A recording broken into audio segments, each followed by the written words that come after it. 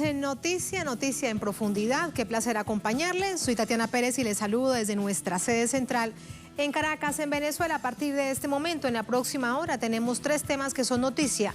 Aquí están primero desplegados en titulares en Noticia Colombia. Fin de semana de luto para los líderes sociales en el Catatumbo norte de Santander. La comunidad retuvo por varias horas a 6 militares presuntos responsables del asesinato de un joven campesino de la zona. Este es uno de los lugares escogidos por el gobierno de Estados Unidos para ubicar a sus llamados asesores militares. Tenemos esta radiografía y la analizamos. En Noticia América Latina y el Caribe, en Cumbre de Cancilleres de ALBA se anuncia la reactivación de varios mecanismos de este bloque único de integración que resiste agresiones de la derecha continental. Veremos de qué se trata todo esto. Y tercer tema en Noticia, no menos importante, un asunto geopolítico. Irán, en un hecho inédito, fiscal general emite orden de arresto internacional contra el presidente Trump por el asesinato del general Soleimani, Qasem Soleimani. Nos preguntamos lo siguiente: ¿en qué escenario geopolítico se toma esta decisión? ¿Cuáles son sus implicaciones? Lo analizamos en Noticia, que así comienza. Bienvenidos, bienvenidas.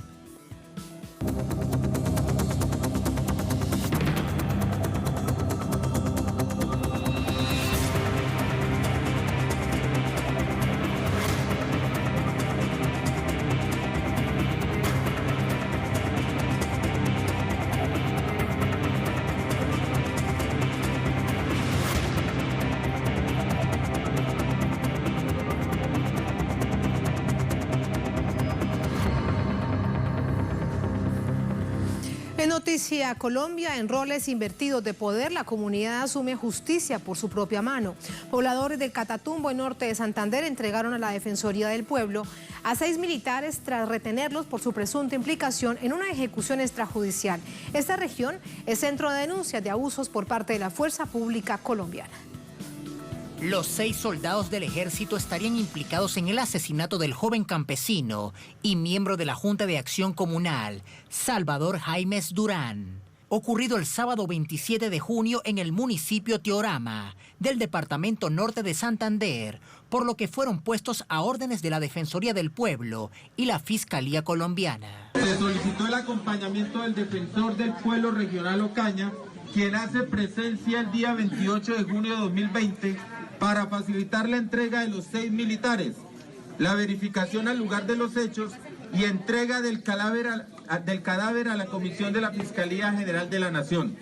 La Asociación Campesina del Catatumbo informó que la comunidad retuvo a los uniformados bajo la figura de captura ciudadana por encontrar contradicciones en sus testimonios. Se encontraba esperando a su señor padre, escucha estos disparos y el llamado de auxilio. Cuando su señor padre llega al sitio, se encuentra con su hijo tendido en el piso con 4 impactos de bala sobre el pecho. Inmediatamente la comunidad hace un cerco humanitario donde hace una captura ciudadana de 6 miembros del Ejército Nacional. Al hablar con el sargento Yunda del Batallón Energético número 10 de la Segunda División, este niega que esos hombres hagan parte a su unidad militar. De inmediato, la comunidad hizo contacto con superiores militares, la Fiscalía y la Oficina de Derechos Humanos de la ONU para la investigación de los hechos y judicialización de los militares. Exigen justicia. El Comité de Integración Social del Catatumbo, CISCA, y la Asociación para la Promoción Social Alternativa, Minga, emitieron un comunicado en el que denuncian que en el Catatumbo ya es tradicional esta modalidad operativa del ejército y son más de 50 los casos documentados como ejecuciones extrajudiciales en ese territorio. Llaman a abrir un debate nacional orientado a desmontar la doctrina de seguridad enfocada en la noción del enemigo interno. Las organizaciones denuncian que la zona en la que fue asesinado Salvador Jaimes Durán en el Catatumbo es de control permanente de la fuerza pública por labores de seguridad y defensa, pero no en favor de la población, sino de un oleoducto allí ubicado. En los mapas de operaciones del ejército está marcada como una zona roja y sus habitantes catalogados como sospechosos. Preocupa además la llegada de por lo menos 10 militares estadounidenses al departamento norte de Santander, por formar parte de las denominadas zonas futuro. El senador Iván Cepeda emitió un comunicado en el que exige al gobierno de Iván Duque detener el exterminio del pueblo y resaltan que la respuesta a estos asesinatos en ningún caso puede ser la militarización de los territorios, sino la atención a las demandas históricas de las comunidades. Mientras, la realidad es que campesinos, líderes sociales y excombatientes firmantes de la paz siguen poniendo las víctimas en un conflicto que no tiene final. Más información a esta hora con nuestro corresponsal en Bogotá, Hernán Tovar. Hernán, ¿qué más se conoce con respecto a esta situación registrada la víspera en el Catatumbo? Sumar a esto que en la medida que pasan los días aumenta lamentablemente el número de líderes y lideresas asesinados. Tatiana, un saludo para usted y para toda la teleaudiencia que nos ve a través de Telesur. Y sí, efectivamente, esta es una zona bastante conflictiva.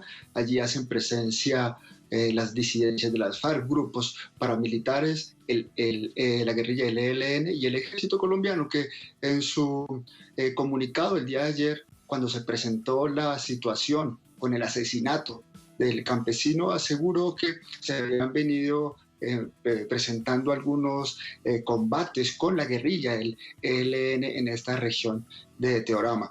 Y en el medio de ese fuego cruzado pues quedan efectivamente los campesinos, a los que el mismo ejército los acusa de ser auxiliadores de la guerrilla. También hay que decir, Tatiana, que algunas organizaciones sociales aseguran ya que en lo que va corrido del 2020 han sido asesinados allí, en esta zona de norte de Santander, en el departamento norte de Santander, en la zona de Catatumbo, alrededor de 8 líderes sociales y defensores de derechos humanos. Esto allí en el departamento de norte de Santander. Un excombatiente también fue asesinado a inicios de mes y hoy, Tatiana, se conoció a través de la Oficina de Naciones Unidas para los Derechos Humanos en Colombia la desaparición de Julio Peinado Mora, presidente de la Junta de Acción Comunal de la vereda San Isidro, allí en el municipio de Convención, en el departamento de norte de Santander. Así que es muy preocupante la situación. No solo los campesinos se ven abocados a esa guerra interna de los actores armados, sino también ahora por parte del ejército colombiano. Los excombatientes también son otra de las víctimas allí que firmaron un acuerdo de paz y algunos han impulsado inclusive la sustitución de cultivos ilícitos y por eso también están siendo blanco de los asesinos y de los que no quieren la paz en el país, Tatiana. A propósito de lo que nos estabas contando de un campesino, un líder social desaparecido que lo dice Naciones Unidas, Hernán, ¿se conoce la noticia hoy y hace cuánto tiempo reporta Naciones Unidas que está desaparecido? Correcto, sí, Tatiana. Naciones Unidas asegura que él desapareció el 24 de junio. Hasta hoy se conoce la noticia por parte de Naciones Unidas. La Defensoría del Pueblo no ha dicho absolutamente nada y lo que solicita el organismo es que se le respete la vida y solicita su retorno. Hasta el momento no se conoce, o más bien se desconoce el paradero de este líder social y campesino allí precisamente en esta zona tan convulsionada del país. En la misma zona, en norte de Santander. Gracias, Hernán. Buenas noches. Buenas noches. Vamos a entrar con el análisis, qué significa todo esto en el marco del conflicto armado interno colombiano. Nos acompaña para ello el doctor Carmilo González Pozo, director de Indepaz, también desde Bogotá. Doctor González, ¿cómo le va? Muy buenas noches. Sí, muy buenas noches. Un saludo para ustedes. Muchísimas gracias. La situación en norte de Santander, con todos estos ingredientes, vemos que se va sumando cada vez mucho más preocupante. Sobre un asunto específico registrado este fin de semana, una ejecución extrajudicial, denuncia a la propia comunidad. ¿Cómo lograr y cómo entender qué fue lo que realmente sucedió para que no se quede como una suma más en la impunidad de hechos que se cometen por parte de la fuerza pública en Colombia?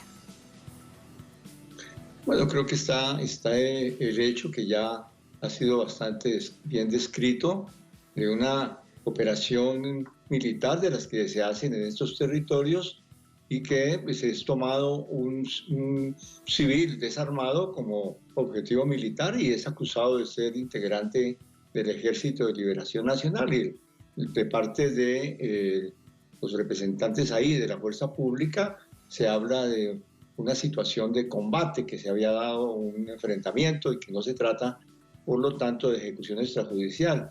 Pero eso, bueno, estas son unas investigaciones que aquí en Colombia se repiten y se han repetido durante mucho tiempo. Ahora tenemos una situación particular en el Catatumbo, como en otras partes, pero el Catatumbo tiene una importancia especial porque es una zona estratégica por su vecindad con Venezuela. Es una zona montañosa que ha sido un corredor de tránsito de diferente naturaleza. En el Catatumbo se han incrementado las disputas, por ejemplo, por todos los cultivos de coca y es el tercer territorio en Colombia que hay concentración de coca y de tráfico de cocaína, cerca de 20.000 hectáreas. Entonces hay una disputa muy fuerte de grupos armados, una zona de mucha fuerza del Ejército de Liberación Nacional y el ejército colombiano, el gobierno, pues ha tomado esta zona junto con otras 4 en Colombia para repetir lo que se hizo dentro del Plan Colombia con las llamadas zonas de consolidación, que ahora le llaman zonas estratégicas de intervención integral, que es una presencia militar con acciones sociales, inversiones, para tomar posición y control territorial de esta zona de frontera.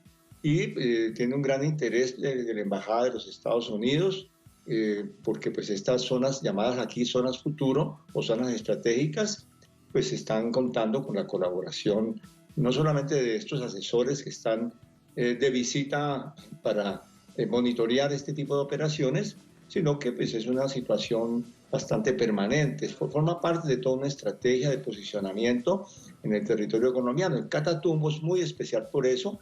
Ahí también hay mucho narcotráfico, por la zona de Puerto Santander cercano a Cúcuta se mueven los rastrojos. Entonces una gran disputa por ese territorio que lleva a que la población quede colocada allí siempre en sospecha, ¿no? La población está acusada de sospecha de colaborar con el narcotráfico, con la guerrilla, y no se hace una distinción de objetivos.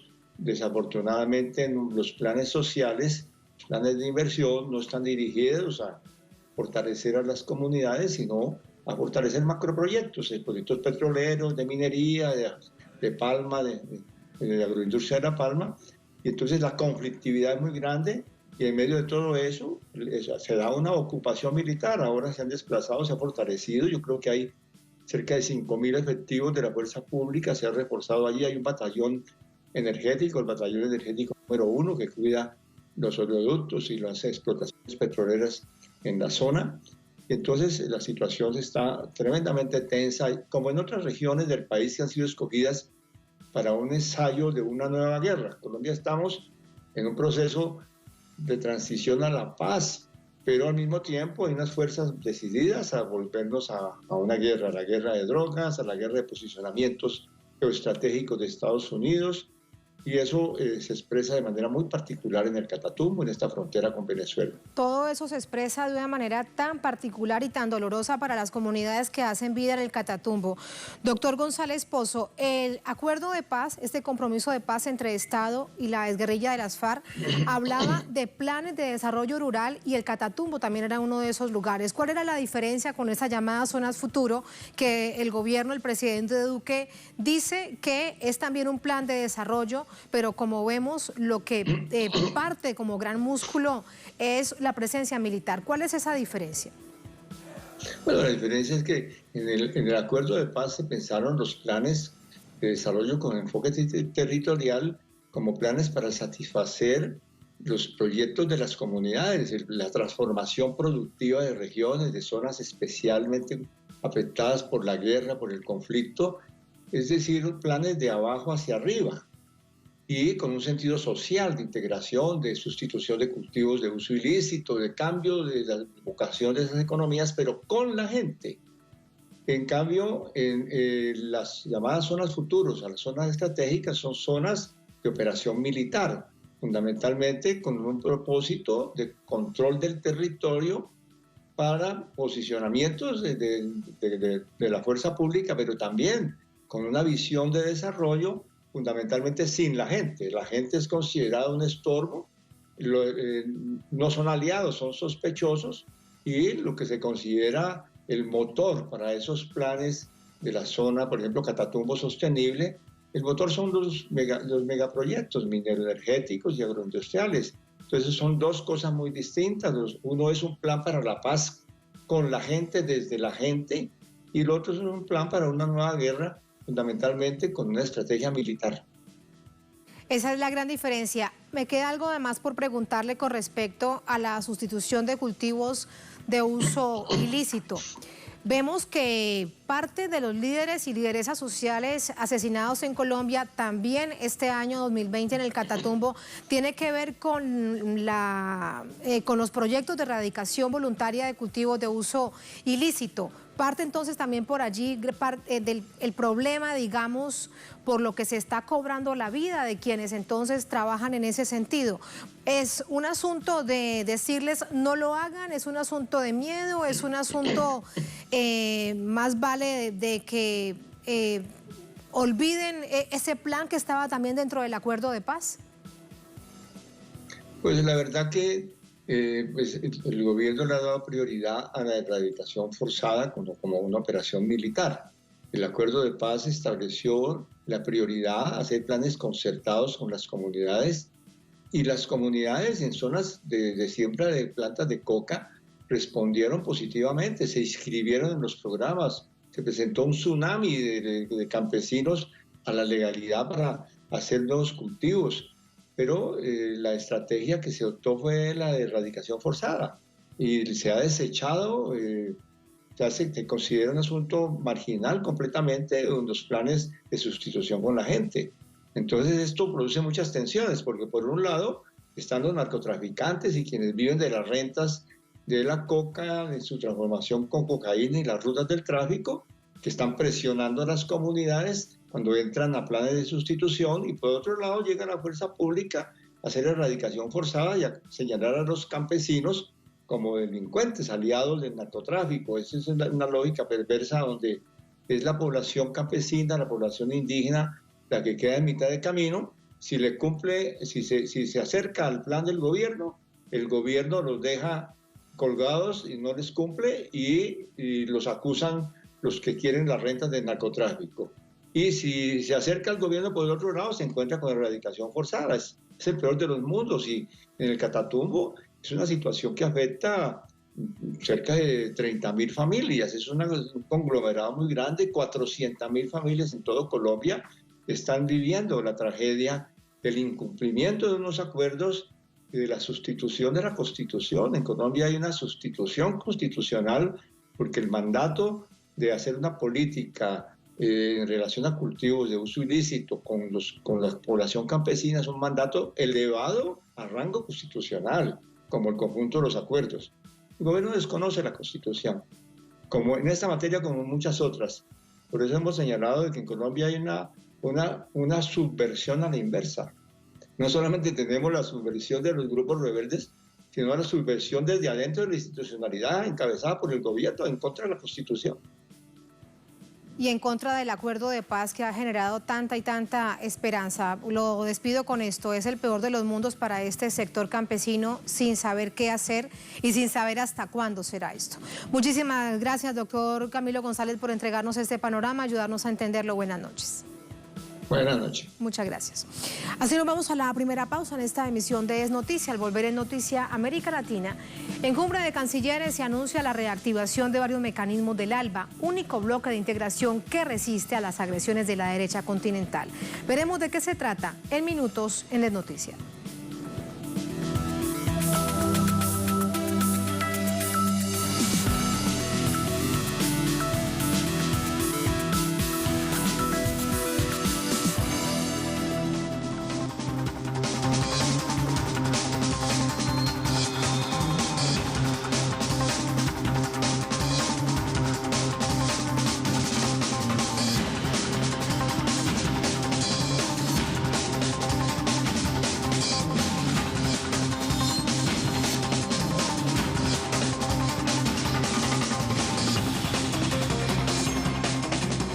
En Noticia América Latina, representantes de gobiernos que conforman el ALBA TCP se reunían a través de medios telemáticos para abordar temas tan importantes para la región, para América Latina y el Caribe, en la actual coyuntura marcada por la pandemia de la COVID-19. Detalles a continuación. Marco del 20º Consejo Político de este espacio de discusión y cooperación regional. La discusión centró su atención en torno a las decisiones más coherentes ante la pandemia de coronavirus que afecta a escala global, además de la inminente crisis económica asociada a la masiva presencia del virus. En este sentido, el canciller de la República de Cuba, Bruno Rodríguez, expuso la participación activa del Estado y la solidaridad como herramientas esenciales para enfrentar la crisis sanitaria. El dirigente expresó a través de sus redes sociales la necesidad de efectuar una respuesta dinámica, solidaria y coordinada, fieles a nuestra esencia humanista. Los miembros e invitados de la ALBA TCP hemos defendido el derecho a la salud y a la vida, a pesar de las presiones económicas que afectan a nuestros países. Declaraciones en referencia al bloqueo económico y diplomático ejecutado por potencias hegemónicas sobre países miembros como Cuba o Venezuela. En la misma línea, el canciller venezolano destacó la conmemoración del 15º aniversario de la creación de Petrocaribe, instancia que, de acuerdo al diplomático, permitió a diversas naciones caribeñas aliviar los efectos de la crisis económica mundial acaecidos en los años 2008 y 2009. Bueno, tuvimos la oportunidad de ver en marcha una iniciativa que logró darle el soporte a las economías más complicadas, más débiles de nuestra área, del ALBA Petrocaribe, en los años más difíciles de aquella crisis. Finalmente, el encuentro planteó como prioridad el combate a la pandemia y sus consecuencias de forma conjunta. El grupo aprobó un plan de contingencia económica que sirva como base material para potenciar el desarrollo de la zona económica ALBA Petrocaribe, facilitando la integración como eje de acción política de la instancia en torno a un escenario socioeconómico post-pandemia fundamentado en la autosuficiencia y soberanía del bloque regional. Soberanía del bloque regional, además un bloque en resistencia, tal como lo hemos visto desde distintas perspectivas. Uno de los países que además resiste y que exige el respeto a la soberanía es Venezuela. A propósito de ello, durante esta jornada hay noticias y de esto conversamos a esta hora desde la sala de noticias con Leonel Tamal. Leonel, buenas noches, adelante. Hola Tatiana, muy buenas noches.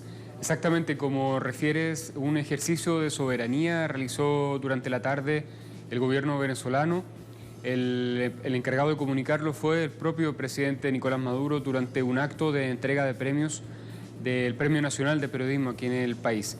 En la ocasión se refirió a el caso que refieren algunas agencias sobre las sanciones de la Unión Europea contra personalidades y autoridades políticas de Venezuela.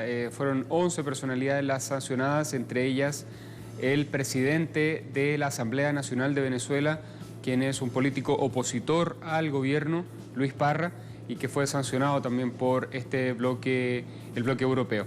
En respuesta, el gobierno venezolano señaló que no podía tolerar estos actos de falta de respeto, que deben respetar las instituciones, a las personas de Venezuela, y que si no lo hacen, deben salir.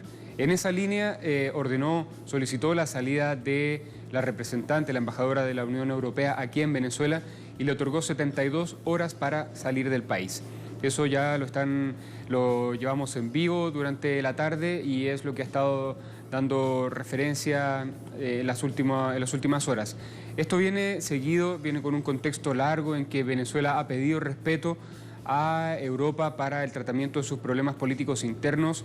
Se acepta, como siempre, la mediación, la ayuda en la negociación, en establecer puentes de diálogos, pero no el intervencionismo, ha dicho el gobierno venezolano, la Cancillería en distintas ocasiones, y bueno, ahora se concretó esta gota que colmó el vaso, si se puede llamar de alguna forma, y se toma esta medida. Las razones las explicaba el propio presidente Maduro. Los invito a escuchar. Darle 72 horas a la embajadora de la Unión Europea en Caracas para que abandone nuestro país y exigir respeto a la Unión Europea. ¡Ya basta! del colonialismo europeo contra Venezuela, de la persecución contra Venezuela.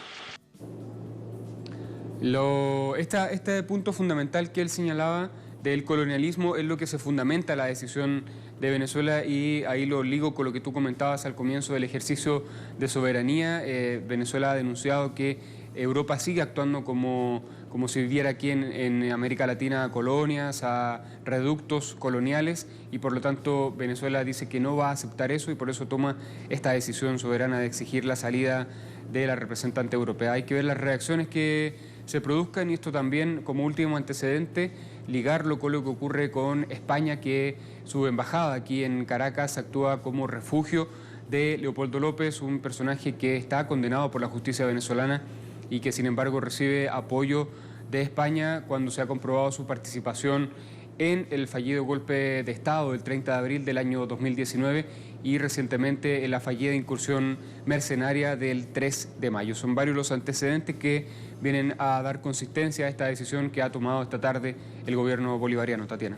Cuando se conoce que no solamente tenía un plan, sino eran 3 planes, a ver cuál le funcionaba para derrocar al gobierno del presidente Maduro. Gracias, Leo, por esos detalles. Okay. Buenas noches. Buenas noches. Buenas noches.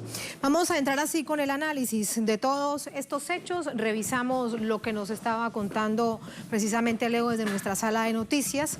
Una nación que resiste, que exige el respeto a su soberanía en el marco de la cumbre del ALBA, que se ha registrado hoy, cumbre de cancilleres de esta Alianza Bolivariana para los Pueblos de Nuestra América, ALBA. Para ello nos acompaña Francisco González, abogado internacional, analista de sistemas de integración. Francisco, ¿cómo te va? Muy buenas noches. Gracias por acompañarnos. Gracias por la invitación. Bueno, estamos en pandemia, pero estamos acá. Estamos en pandemia, pero la información no se detiene, mucho menos en Telesur. Francisco, la decisión que se ha tomado en el marco del bloque del ALBA es una reactivación de algunos ejercicios que han costado mucho trabajo sacarlos adelante. En tiempos de pandemia, mucho mayor el desafío.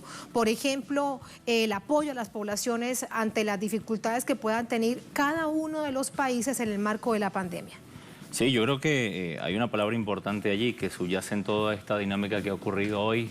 Muchas noticias al mismo tiempo con el tema de los sistemas de integración internacional, y tiene que ver con una reactivación. Pues yo creo que eso es parte de esa famosa expresión que utilizaba Chávez en otra época, que decía la triple R, ¿no? Reactivar, reimpulsar.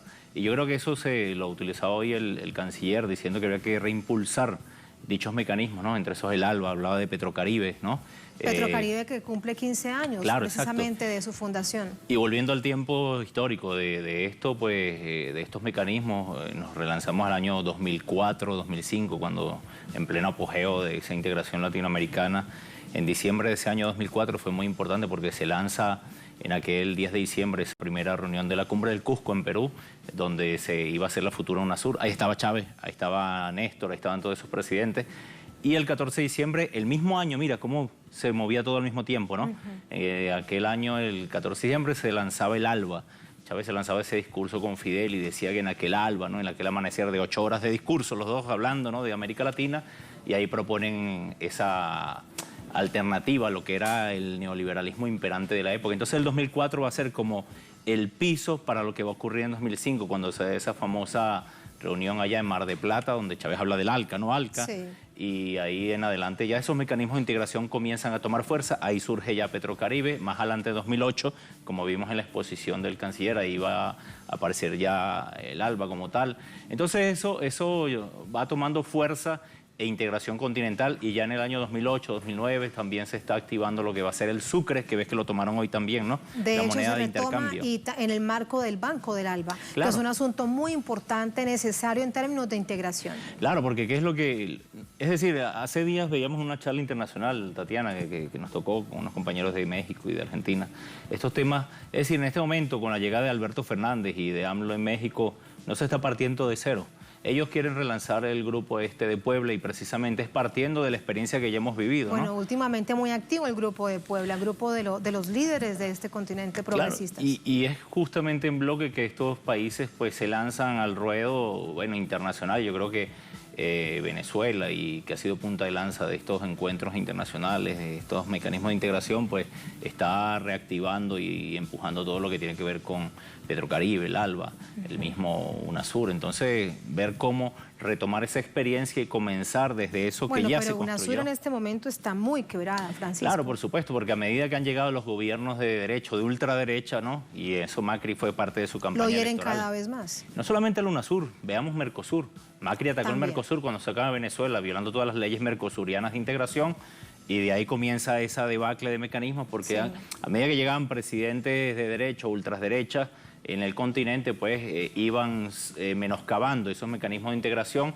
En eso Macri, su asesor internacional de política, que era Jaime Domínguez, en otros países, lo hicieron cuando llega Lenín Moreno, ¿te das cuenta? Después lo hacen en Brasil. Entonces van destruyendo todos esos mecanismos que se habían construido con los presidentes de izquierda, progresistas o nacional populares. Entonces, en ese sentido, creo que es un momento importante la llegada de AMLO, la llegada de Alberto. Venezuela se ha sostenido.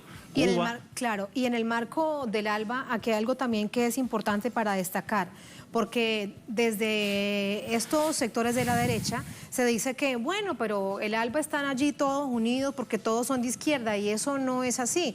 Esto tiene una diversidad de miradas progresistas, hay de centro, hay de derecha. Lo que sí mantienen en su gran claridad es que deben mantenerse unidos. ¿Por qué entonces logra el ALBA y, por ejemplo, no lograron superar otro bloque de integración en el continente? El ALBA lo ha logrado y ha resistido. Claro, lo que pasa es que el ALBA se enfoca en una unificación no solamente en términos económicos, sino también en términos sociales, en términos de, digamos, disminuir las asimetrías que han caracterizado a América Latina, no solamente entre países, sino a lo interno de los países. Y en ese sentido, pues el ALBA ayuda en aspectos también sociales, en aspectos médicos, en aspectos de integración también en cuanto a estudios. En infraestructura, en educación. En eso se inserta Petrocaribe con el tema del petróleo, los 180.000 barriles que se iban a dar con preferencias a los países integrantes. Entonces, en ese sentido, yo creo que todo esto que está pasando, la llegada de los barcos de Irán, abre las puertas a esos mecanismos de integración, lo comentaban hoy en la reunión de hoy del ALBA, con ese nuevo mundo que se está apareciendo, esa integración internacional con Rusia, China, Irán. Entonces, en ese sentido, creo que va mucho más allá del aspecto netamente de América Latina y el Caribe, y es algo a nivel mundial, pues. Entonces, en ese sentido hay que asumirlo, pues. Claro, y con respecto al Caribe y además a manera de balance, lo que nos ha dejado habernos acercado desde una América Latina hacia el Caribe, vernos, reconocernos, identificar que tenemos una historia tan similar, tan parecida, de tanta hermandad, cuando parecíamos dos mundos distintos. Claro, porque la historia... Eso se le debe debe al ALBA. Y sí, la historia del ALBA va ligada a la unificación continental y a la liberación de todo lo que fue el imperialismo español en la época de la colonia. Entonces, en ese sentido, Chávez retoma ideas del bolivarianismo. Entonces, el bolivarianismo choca con ese monroísmo, entonces se presentan los dos proyectos continentales en pugna, y en ese aspecto, por eso hay tanta virulencia en este momento, Tatiana, contra los países que pretendan integrarse a estos mecanismos. No solamente es el tema de Venezuela, o Argentina, o Bolivia, sino es una cuestión de índole continental. A Estados Unidos no le interesa que esos mecanismos se profundicen, porque eso de alguna manera choca con lo que ellos han promovido, esa influencia continental. Y eso lo hace aún mucho más valeroso todo el ejercicio de resistencia del ALBA y también de Petrocaribe. ¿Por qué Petrocaribe no se ha dejado quebrar como lo ha intentado hacer Estados Unidos, incluso con la CARICOM? Yo creo que también, tampoco se ha dejado. Claro, han surgido líderes en el continente y así en el Caribe. Ralph González, por ejemplo, ha sido un líder, nosotros lo vemos en discusiones en la universidad como una especie de Chávez en el Caribe, ¿no? Una especie de Néstor en el sur, ¿no? Entonces, en ese sentido, pues cada región tiene sus liderazgos, pues. América Latina se ha caracterizado estos años por parir esos liderazgos, y eso continúa. Más allá de que ha habido la desaparición física de personas como Néstor Kirchner o como el comandante Chávez, los procesos se han mantenido. Mira que en Argentina, en 2015, llega Macri. ¿Cuál fue la oferta de Macri en Argentina? Pues violentar los mecanismos de integración. ¿Cuánto le duró el festín a Macri? 4 años. 4 años. Ahorita vuelve Alberto, es una situación muy distinta, pero está allí, pues. Ya el hecho que Alberto haya solicitado disminuir y acabar con las sanciones contra Cuba y Venezuela ya es un avance, ¿sí? Es una situación distinta, pues no es la misma situación de los años 2010, 2012. Y en la actualidad yo creo que eso tiene que ver con la aparición también de Donald Trump en la escena política. El Estados Unidos actual no es el mismo de otrora, y Estados Unidos con Donald Trump a la cabeza, pues lo vemos en el libro de Bolton recién, todo el escándalo que se ha suscitado, donde ya no es necesario buscar en archivos después de 30 años, que es lo que decían, sino que te metes en el Twitter y ves lo que dice Trump, o ves el libro de Bolton, que salió antes en la piratería internacional que en las mismas publicaciones que les estaban prohibiendo ellos mismos, ¿no? Que les prohibía a Estados Unidos. Entonces, en ese sentido, creo que ha sido a la luz pública y le recomendamos a la audiencia que lea el libro. Se quitaron la careta por completo, no hay necesidad de esperar 20 años de documentos desclasificados. Que lo que dicen las CIA, ¿no? Que se aparecieron los extraterrestres. No, lean el libro de Bolton y vean el Trump lo que escribe en el Twitter y se van a dar cuenta de la política actual de Estados Unidos. A punto de despedirte, todo esto lo decíamos también en términos de resistencia, de autodeterminación. El gobierno de Venezuela hoy toma una decisión. Dicen, tienen 72 horas la representante, la embajadora de la Unión Europea aquí en Venezuela para que deje el país después de precisamente todas las acciones en contra del país, en las agresiones, y a esto suma además España. Así va entonces en tiempos de pandemia también esta situación. Sí, claro, ahí vemos algo errático de la Unión Europea. Lamentablemente la Unión Europea se ha suscrito a la política dura de Washington, sobre todo de Mike Pompeo y esta señora Isabel Pedrante. Pero además uno se pregunta, ¿a cambio de qué? Si Estados Unidos lo que le da es golpes y golpes y golpes. Buen punto, porque esta señora que es la representante, Isabel Pedrosa, estaba en su Twitter, tú ves que estaba promoviendo el evento internacional de cine europeo y todas estas cosas, y de repente le cae eso como un balde de agua fría. ¿Por qué? Porque la política de Josep Borrell ha sido muy ambigua, ¿no? Y en ese sentido, el presidente del Consejo Europeo, Michel, ha generado por una presión que ha habido a nivel internacional de ONGs, Human Rights Watch y esta Universidad Hopkins, la que lleva el mapa del coronavirus. Ellos promovieron diciendo que a nivel internacional que en Venezuela iba a preponderar el virus, que iba a haber una crisis del virus. Eso fue hace un mes recién. Y en ese informe que ellos entregan a la Unión Europea se genera toda una especie de encuentro y además los medios de comunicación hegemónicos ayudando. Aquí es importante reiterar que ni siquiera es la universidad como instituto. Es una doctora que trabaja en la universidad que le paga Human Rights Watch para que haga el informe. No es la universidad como instituto. Sin embargo, ese es el titular. Cuando revisas internamente, lo recuerdo específicamente hace un mes, aparece el nombre de una doctora que trabaja allí. Sí, exacto. Entonces, ¿qué es lo que genera eso? Esa reunión telemática que hicieron hace unos días atrás, y ahí ofrecen 144 millones de euros para repartirlos entre ONGs, entre distintos gobiernos internacionales. Después le suman 400 millones más y para la ayuda humanitaria. Entonces volvemos al punto de las supuestas ayudas humanitarias para los venezolanos, migrantes que están viniendo y volviendo en América Latina, y resulta que cuando ocurre algo real, como es el hecho de la vuelta de estos venezolanos, que porque están en estos países justamente donde no han sido atendidos por la pandemia, sino que se los ha utilizado, ya sea en Chile, ya sea en Perú o en Colombia, resulta que tienen esa necesidad, pero no se aplica ese derecho humanitario de verdad. Entonces el derecho humanitario... ese asunto queda invisibilizado. Claro, lo que hacen es tomar el derecho humanitario como una excusa para injerencia sobre Venezuela.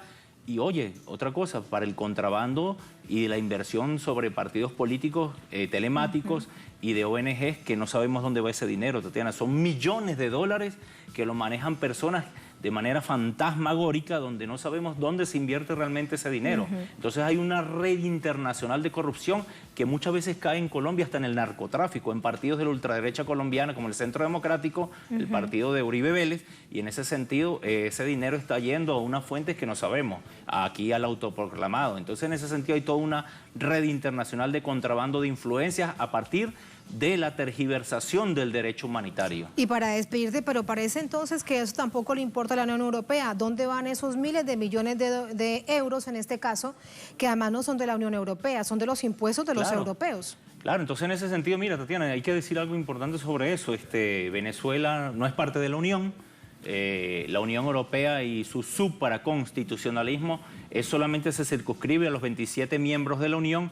Y aquí la ley primordial en Venezuela es la Constitución Nacional. Cualquier pacto, tratado o país que haga una política en contra de Venezuela, eso simple y llanamente no tiene ningún efecto jurídico. Al mismo tiempo se está decidiendo, mira que nada es casual, ¿no? esta posible decisión que van a hacer también de manera telemática mañana o pasado con respecto al Esequibo, y precisamente es lo mismo. No hay y no tienen jurisdicción sobre Venezuela ninguno de estos mecanismos internacionales porque simple y llanamente no existe el supraconstitucionalismo. Eso solamente se circunscribe a la lógica de la Unión Europea, no a la lógica de América Latina ni la de Venezuela. Que intenta imponerse a través de estas vías. Gracias, Francisco, por ese análisis. Un placer. Buenas noches. Buenas noches. Muchas gracias. A ustedes. Así nos vamos a la segunda última pausa en esta emisión de Es Noticia. Al volver en Noticia Irán, en un hecho inédito, el fiscal general de este país emite orden de arresto internacional contra el presidente Trump por el asesinato del general Qasem Soleimani. ¿En qué escenario geopolítico se toma esta decisión? ¿Cuáles son sus implicaciones? Vamos a analizarlo al volver en minutos en Es Noticia.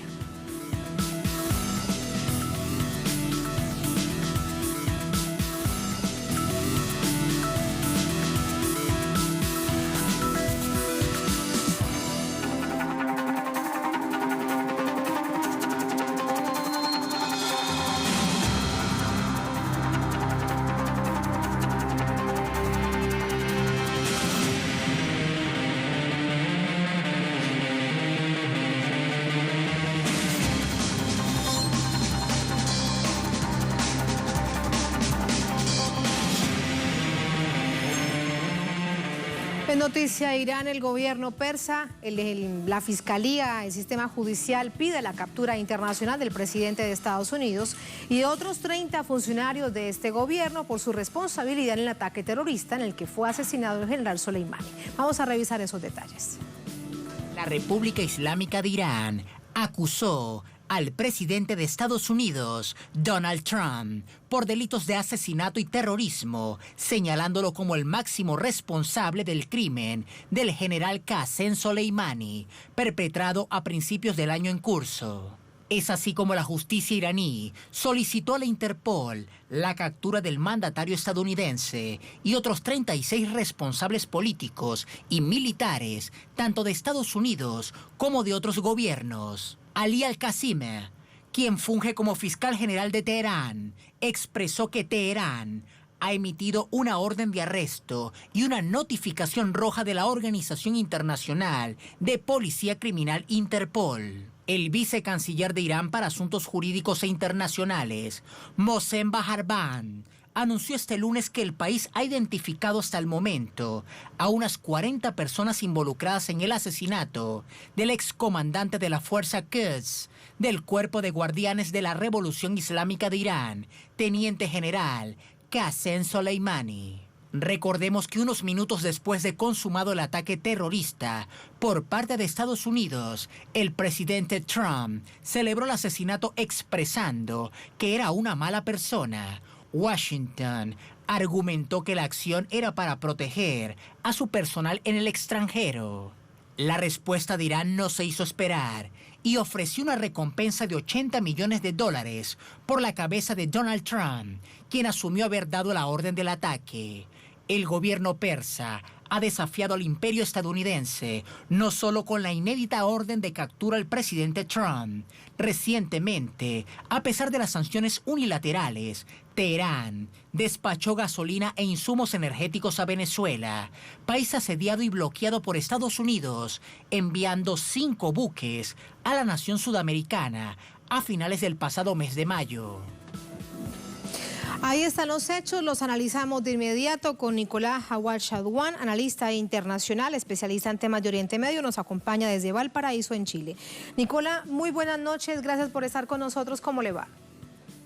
Gracias a ti, Tatiana, un gusto saludarte. Muchísimas gracias. Es la primera vez que un gobierno pide una solicitud de estas, un sistema judicial, en este caso la Fiscalía de Teherán, que sea a través del código de Interpol, que sea detenido, capturado un presidente de Estados Unidos y 30 de sus más altos funcionarios. Y en este contexto, no solamente por el hecho en sí mismo que sea la primera vez, sino en un contexto internacional, ¿cómo lo ves?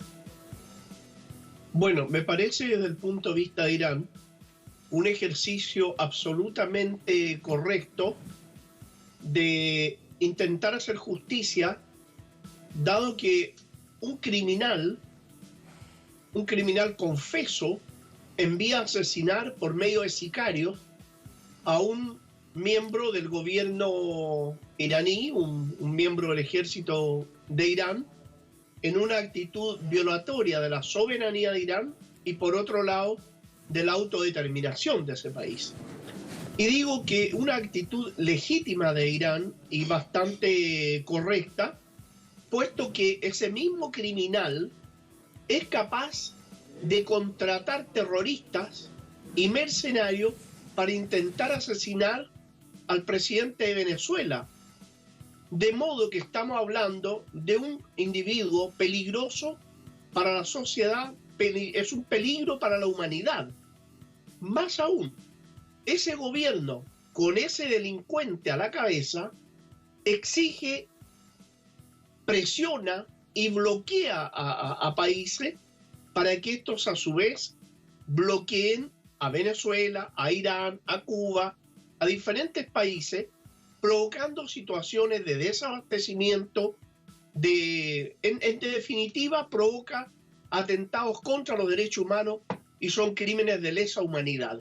De modo que el gobierno iraní, en su absoluto derecho de detener a un delincuente, que además un delincuente confeso de haber asesinado, es un hombre que tiene que ir a los tribunales y tiene que responder ante la justicia. Es un criminal confeso. La diferencia es que es el presidente de Estados Unidos, de una potencia mundial, que tiene como parte en este gobierno particularmente, aunque viene de hace décadas, pero particularmente usa las sanciones y el bloqueo, caso Irán, Siria, Nicaragua, Cuba, Venezuela, etcétera, etcétera, como parte de su política exterior. Entonces debemos hablar también de las implicaciones de este desafío del gobierno de Irán.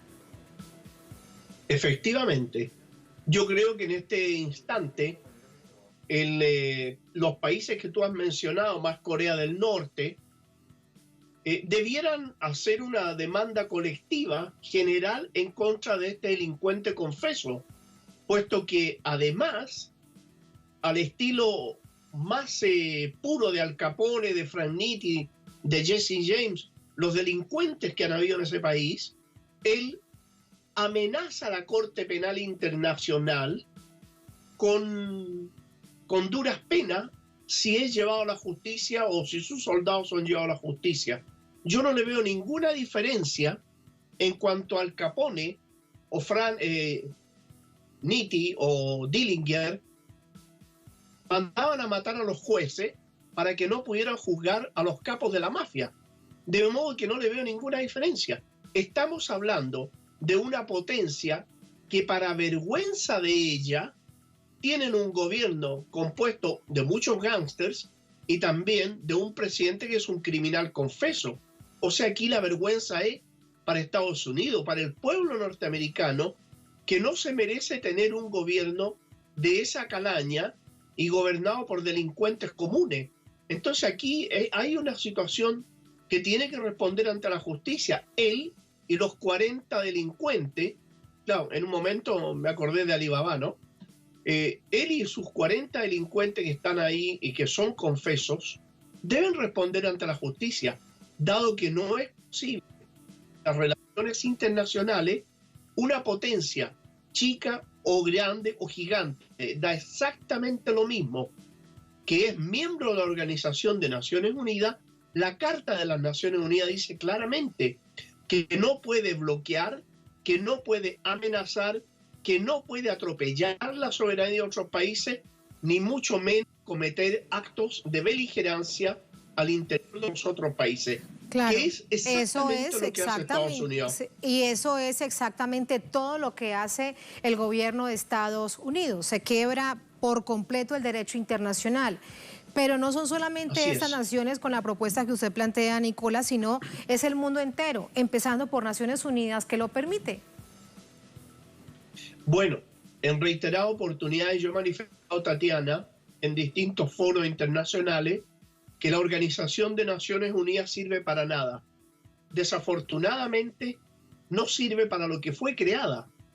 Simplemente es una organización que está allí que no hace respetar ni sus principios ni su reglamento, pero cada vez que un imperio criminal como el norteamericano invade a un país o quiere agredir un país, entonces las Naciones Unidas o lo avalan o guardan silencio, que es exactamente lo mismo.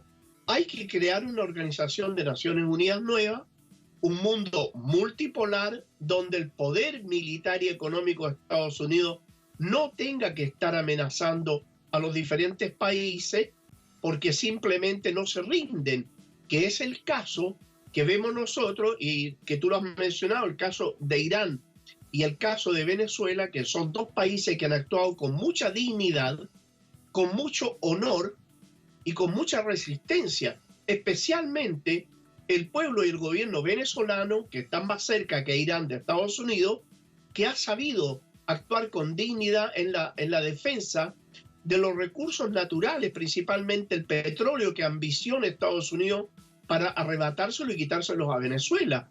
Porque no vaya a haber un venezolano ingenuo que vaya a creer que Estados Unidos tiene algún amor por el pueblo venezolano. No, Estados Unidos no tiene eso. Estados Unidos lo que quiere es tomarse el petróleo venezolano y tenga que matar a quien tenga que matar. De hecho, en una actitud absolutamente vergonzosa y que debiera ser llevado a la justicia, y creo que el gobierno venezolano en algún momento lo va a hacer, aquí hay una intervención de un presidente, incluso guardaespaldas de él, que participan con un títere como Juan Guaidó, que es yo de solo nombrarlo me pongo peludo. Juan Guaidó con sus secuaces fueron capaces de traicionar a su propio país, aliarse con una potencia extranjera para venir a matar venezolanos. Sin el enfrentamiento militar, más allá de que pudieran matar al presidente, iban a matar a jóvenes venezolanos también que iban a defender a su gobierno. Por lo tanto, hay también un acto de traición a la patria de Juan Guaidó, que fue capaz de unirse a una potencia para agredir a su propio país. Algo más vergonzoso que eso no puede haber. Un gran hombre latinoamericano, Ernesto Guevara, decía: el traidor es el escalafón más bajo de la especie humana. Y ahí yo creo que está ese señor. Porque nada les importa, Nicolás, nada les importa, solamente los intereses. Como bien se ha conocido ya en esta última etapa del fracaso de esa figura de Guaidó impuesta por Estados Unidos, lo que le salió bien fue todo el despojo de los recursos naturales, el despojo, por ejemplo, de Citgo, que es esta empresa filial de PDVSA dentro de Estados Unidos. Eso sí le salió bien, lamentablemente. Volviendo, Nicolás. Pero Tatiana, sí, dime. Perdona, una sola cosa, déjame agregar. Dime. Acaba de Bolton de publicar su libro, que está en español. Sí. Y menciona lo que opinaba Donald Trump de Juan Guaidó, que es una vergüenza. O sea, yo en el lugar de Juan Guaidó o me suicido o busco un lugar donde enterrarme y me desaparezco del mundo. Pero le han dicho claramente en su cara que era un títere incapaz, pero que lo estaban utilizando para dañar a su propio país. Perdona que te haya interrumpido, Tatiana. No, está muy bien haberlo recordado porque es parte de lo que dice justo el libro de Bolton, que la Casa Blanca trató de hacer tantas cosas para que no se publicara, al final salió. Quería volver al punto de Irán y con esto despedirte. Irán tendrá que prepararse. Ya no saben cuántas más sanciones se impone por parte de Estados Unidos al país, pero tendrán que prepararse para otro tipo de acciones después de haber asumido este desafío. Exactamente. Irán se está preparando en 3 áreas. La primera en el área militar, que afortunadamente ha logrado una autosuficiencia desde el punto de vista tecnológico militar. Por otra parte, el frente interno iraní, que los iraníes en general, aún algunos teniendo diferencia con su gobierno, en todo caso, en la defensa de la patria, se han puesto al lado del gobierno, que ese es el frente interno iraní, que también Irán lo ha llevado absolutamente bien. Y en tercer lugar, lo que está haciendo Irán es evitar que Estados Unidos, con los colaboradores que tiene en la zona, se hagan de los puntos importantes, como el estrecho de Hormuz o el estrecho de Bab el-Mandeb, que pudieran impedir el comercio exterior de Irán. Porque Irán en este momento construyendo un producto de 1000 kilómetros y que pasa el estrecho de Hormuz a otro puerto iraní, de manera tal que ellos pudieran seguir trabajando sin que los bloqueos y las agresiones norteamericanas le hagan ningún efecto. Y finalmente, la alianza que tiene con potencias como China y Rusia, donde están comprometidos a echar a andar el nuevo camino a la seda, la nueva ruta a la seda, perdón, tanto marítima como terrestre, que ambas confluyen a Irán, y que Rusia es socio a través de la Organización de Cooperación de Shanghái. Eso es lo que ha hecho Irán y que de esa manera se está preparando. Pero yo creo que las aventuras norteamericanas de invadir pueblos ha quedado más que demostrado que son todas un fracaso, porque Estados Unidos ha invadido muchos pueblos, pero no ha ganado, Tatiana, ninguna guerra. Lo están sacando de Afganistán, lo sacaron de Irak, quedan unos remanentes, y donde ha habido una guerra en Corea, en todas partes, lo han sacado. De manera que el pueblo norteamericano también está aburrido de guerra. Esa es la situación, ese es el panorama a propósito de este desafío que asume Irán. Nicola, lo hemos perdido lamentablemente en la parte final de esta entrevista, pero así llegamos al punto final de esta emisión de Noticia. Agradecemos a nuestro invitado en esta última parte del programa para ayudarnos a entender en la visión geopolítica lo que significa esta decisión que toma el gobierno iraní. Gracias a ustedes por habernos acompañado. Hasta mañana, sigan con nosotros.